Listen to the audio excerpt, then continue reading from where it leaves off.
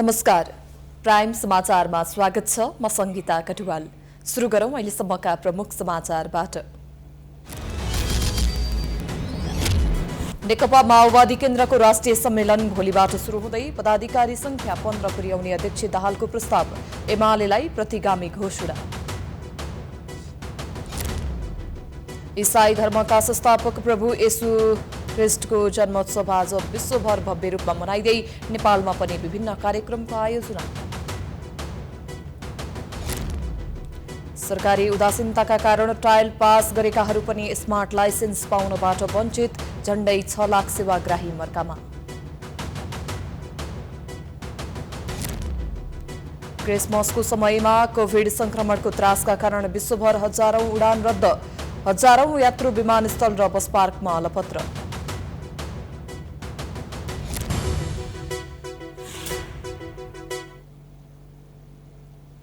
अब समाचार विस्तारमा। नेकपा माओवादी केन्द्रको राष्ट्रिय सम्मेलन भोलिबाट सुरु हुँदैछ। अध्यक्ष पुष्पकमल दाहालले आफ्नो राजनीतिक प्रस्तावमा पदाधिकारी संख्या 15 पुर्याउने प्रस्ताव गरेका छन्। उनले सत्ता गठबन्धनलाई मित्र र एमालेलाई प्रतिगामी घोषणा गरेका छन्। एक रिपोर्ट। सम्मेलनका लागि एक दिन मात्र बाँकी रहँदा माओवादी केन्द्रले सम्मेलनमा प्रस्तुत गर्ने राजनैतिक प्रतिवेदनलाई अन्तिम रूप दिन तयारी थालेको हो, जसका लागि अध्यक्ष पुष्पकमल दाहाल प्रचण्डले तयार पारेको राजनैतिक प्रतिवेदनलाई स्थायी कमिटीमा प्रस्तुत गर्दै छलफल गरेको छ। शुक्रबार बिहान बसेको पहिलो बैठकमा प्रचण्डले संक्षिप्त रूपमा प्रतिवेदन वाचन गरेर सुनाएका थिए। अहिले पनि हामी ढुक्क हुने स्थिति छैन। प्रतिक्रान्तिकारी, प्रतिगमनकारी र षड्यन्त्रकारीहरू अहिले पनि प्रतिक्रिया र षड्यन्त्रकै प्रक्रियामा छन्।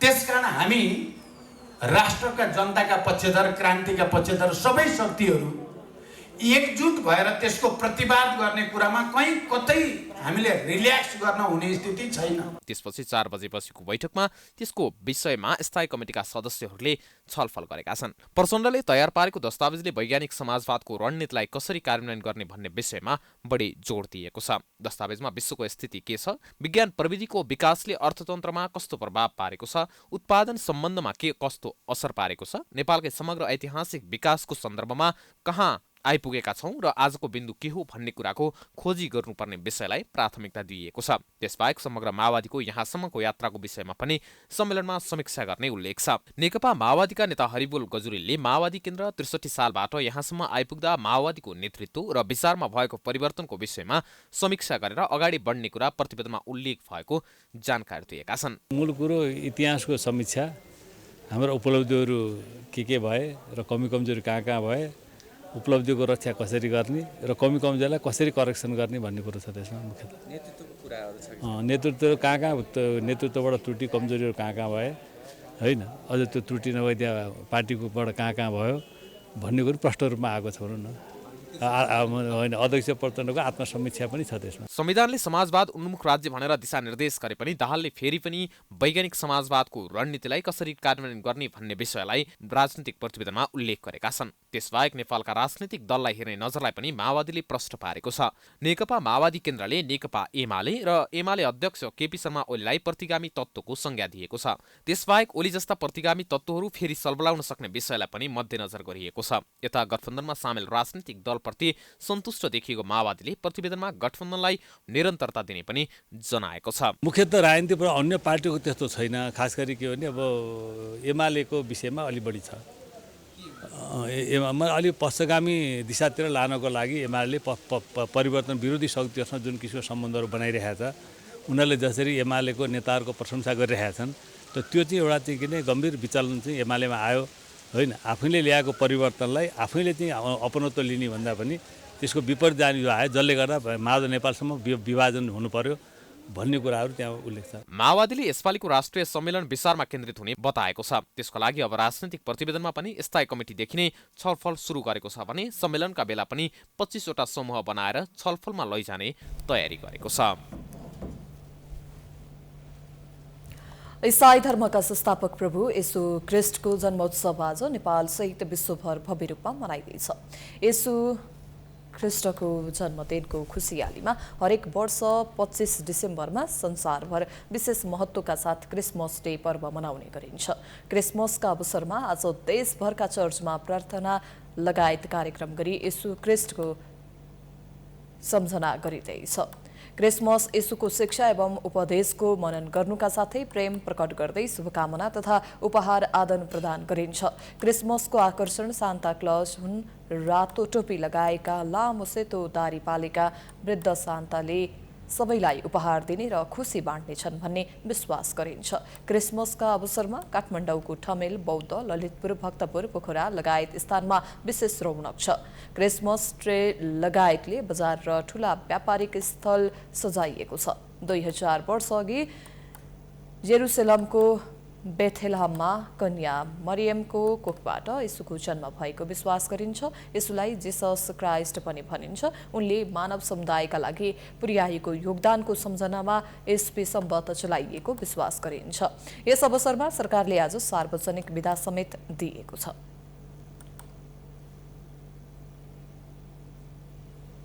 समाचारको सिलसिला जारी छ। हामी विश्रामपछि आउँछौँ। बाँकी समाचारको साथमा गर्वैदेखि बलियो भूगर्भ सिमेन्ट।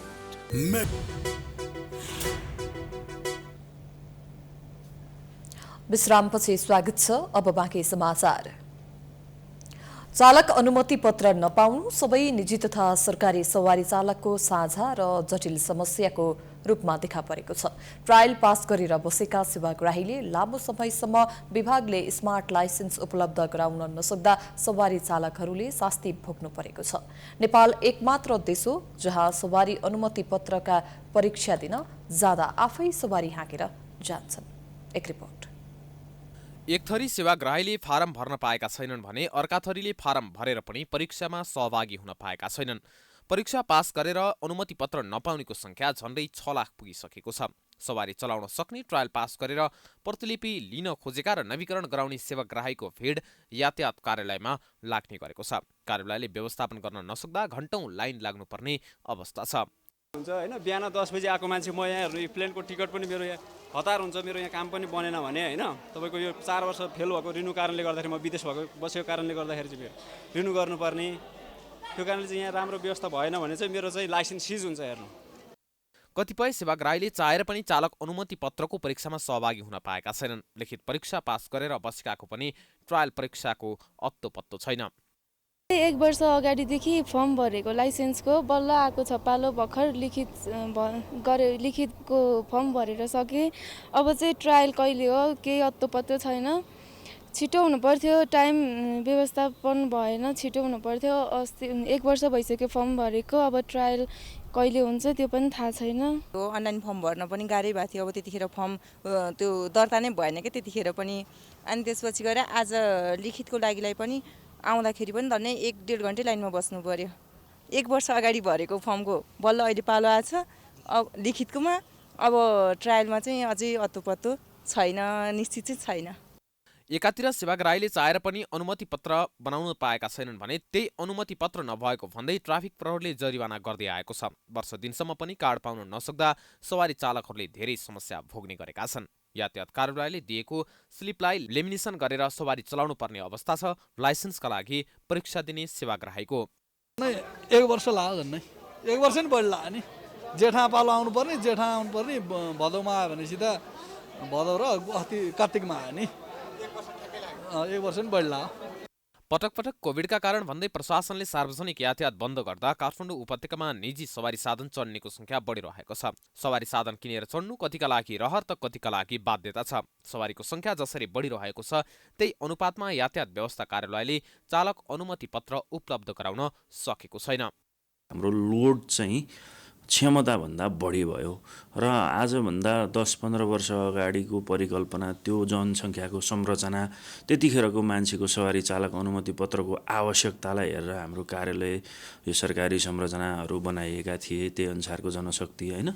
अब अहिले त्यो चाहिँ अलिकति समयसामयिक रूपमा चाहिँ त्यसले काम गर्न नसकेको हो कि त्यो अवधारणाले अब हामीले सरकारी सेवा प्रवाह गर्ने समय अथवा कार्यालयहरू थप्नुपर्छ भन्ने एक खालको कुरा पनि हो यो लोड व्यवस्थापनका लागि। अनलाइन फर्म भर्ने व्यवस्थाले त्यसलाई केही हदसम्म सरल बनाए जस्तो देखिए पनि त्यसमा पनि समस्या छन्। पैसा बुझाएर फर्म भरे पनि एपोइन्टमेन्ट, जाँच र ट्रायलका लागि वर्षदिन कुर्नुपर्ने अवस्था देखिन्छ। बिचौलियाको बिगबिगी पनि उस्तै छ। त्यहाँ छैन, हामी आफ्नो हिसाबले दिन्छौँ भन्ने चाहिँ चलिरहेको छ हाम्रो। हजुर त्यस्तो भन्नेहरू धेरै एकैछिनमा हुन्छ भन्ने कुराहरू भइरहेको हुन्छ। यातायात व्यवस्था विभाग अन्तर्गत रहेको लाइसेन्स फर्म भर्ने साइटमा समस्या आउँदा फर्म भर्न कठिनाइ छ। EDL-VRS electronic driving licence and vehicle registration सिस्टमको सोर्स कोड हालसम्म MSP भन्ने भारतीय कम्पनीसँग छ। जस्तो अब कुनै स्पेसली केही डिसिजन गर्नु पर्यो, केही हेर्नु पर्यो भने मद्रासमै त्यो मेल गरेर सोध्नुपर्छ, त्यो अवस्था छ कि अहिलेसम्मलाई चाहिँ। पछि नेपाललाई ह्यान्डओभर गरेपछि चाहिँ अलि यहीँबाट हेर्न सकिएला, अलिक छिटो होला, त्यो हिसाबले पनि अलिकति पेन्डिङ चाहिँ भएको हो। विभागले परीक्षणकालीन चालक अनुमति पत्र वितरण कार्य सुरु गरेको थियो। यातायात व्यवस्था विभाग सङ्घीय सरकारको मातहतमा पर्छ भने यातायात कार्यालयहरू प्रदेश सरकारको मातहतमा पर्छन्। विभाग र प्रदेश सरकारको चेपुवामा यातायात कार्यालयहरू परेका छन्। समाचारको सिलसिला अझै जारी छ, हामी विश्रामपछि आउँछौँ। बाँकी समाचारको साथमा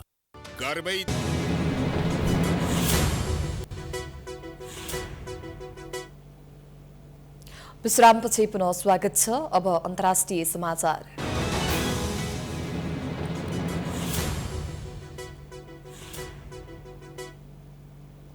क्रिसमसको समयमा बढेको यात्रा प्रतिबन्धका कारण हजारौं उडान रद्द हुँदा सर्वसाधारणले शास्ति पाएका छन्। इटली, स्पेन, ग्रिस, अमेरिका, बेलायत, नेदरल्यान्ड्स, फ्रान्स लगायतका देशले क्रिसमसका बेला संक्रमण बढ्न सक्ने भन्दै यात्रा प्रतिबन्ध लगाउँदा धेरै मानिसले दुःख पाएका हुन्। सामाजिक दूरी र मास्क अनिवार्य हुनुका साथै टाढा टाढा जानेहरूका लागि जहाज, रेल र बसहरू बन्द गरिएका छन्। विश्व स्वास्थ्य संगठनले पनि क्रिसमसको समयमा यात्रा नगर्न आग्रह गरेको थियो। क्रिसमसको दिन उत्तरी स्पेनको क्याटलोनियाले रातभरको कर्फ्यू लगाएको छ र नेदरल्यान्ड्स कडा तालाबन्दीमा छ। ओमिक्रोन अन्य भेरिएन्टहरूभन्दा हल्का छ भन्ने प्रारम्भिक निष्कर्षहरू आए पनि यो भयानक हुन सक्ने वैज्ञानिकहरूले बताएका छन्।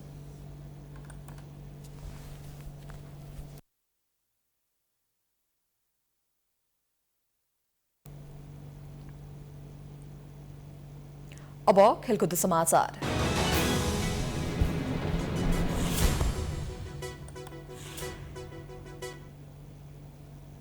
नेपालको पुरुष टोलीले एसियन सिनियर सेन्ट्रल जोन पुरुष तथा महिला भलिबल नेकपा माओवादी केन्द्रको राष्ट्रिय सम्मेलन भोलिबाट सुरु हुँदै पदाधिकारी संख्या 15 पुर्याउने अध्यक्ष दाहालको प्रस्ताव, एमालेलाई प्रतिगामी घोषणा। इसाई धर्मका संस्थापक प्रभु येशूको जन्मोत्सव आज विश्वभर भव्य रूपमा मनाइँदै नेपालमा पनि विभिन्न कार्यक्रमको आयोजना। सरकारी उदासीनताका कारण ट्रायल पास गरेकाहरू पनि स्मार्ट लाइसेन्स पाउनबाट वञ्चित, झण्डै 6 लाख सेवाग्राही मर्कामा।